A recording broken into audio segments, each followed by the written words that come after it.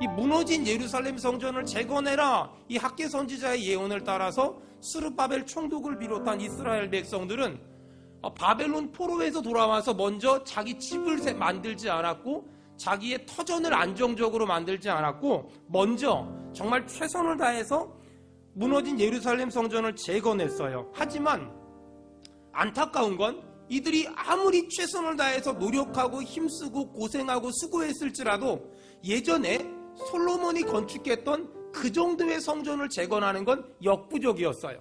낙심해 있는 스룹바벨과 여호수아와 이스라엘 백성들을 향하여 하나님이 굉장히 중요한 말씀을 하셨어요. 자, 2장 4절 크게 또 당당하게 다 같이 읽겠습니다. 시작. 그러나 여호와가 이르노라. 스룹바벨아, 스스로 굳세게 할지어다.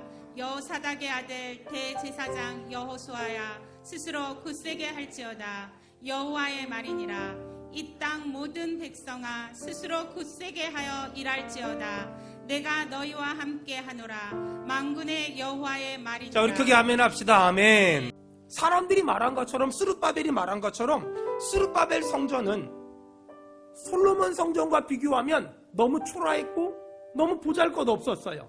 하나님이 스룹바벨에게 너는 스스로 굳세게 할지어다, 이스라엘 백성들에게 너는 스스로 굳세게 하여 일할지어다 라고 말한 다음에 끝난 게 아니라 그렇게 할 수 있는 이유를 지금 얘기하셨어요. 자, 학개서 2장 자 7절. 내가 이 성전에 영광이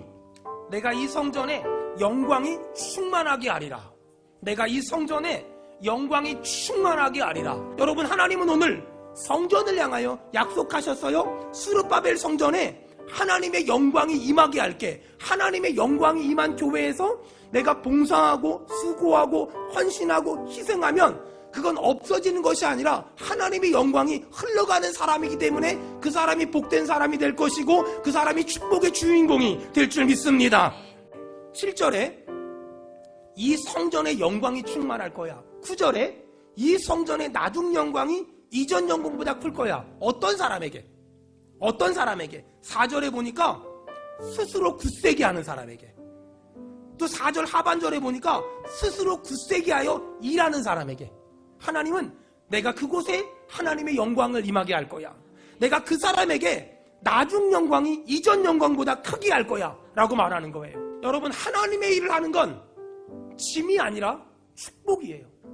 하나님의 사역을 감당하는 건 짐이 아니라 축복이에요. 근데 너무나 많은 사람들이 하나님의 신앙생활을 함에 있어서 착각을 하고 있는 건 내가 하나님의 일을 한다고 생각해요. 아니에요. 내가 하나님의 일을 하는 게 아니라 하나님이 나같이 못난 죄인을 써주시는 거예요. 하나님이 나같이 못난 죄인을 하나님의 일에 써주신대요. 저는 하나님이 너무 사랑하는 수원은혜교회 모든 성도들이 다시 한번 낙심한 마음을 하나님께 맡기고, 또 좌절한 마음을 하나님께 맡기고, 또 절망한 마음을 하나님께 맡기고, 이제는 다시 한번 하나님이 은혜 주시면, 하나님의 영광이 임재하기만 하면, 하나님의 능력이 내게 나타나기만 하면 이 성전에 영광이 충만할 거라고, 이 성전의 나중 영광이 이전 영광보다 클 거라고, 이런 꿈을 가지고 다시 한번 하나님의 뜻대로 살기를 축원합니다.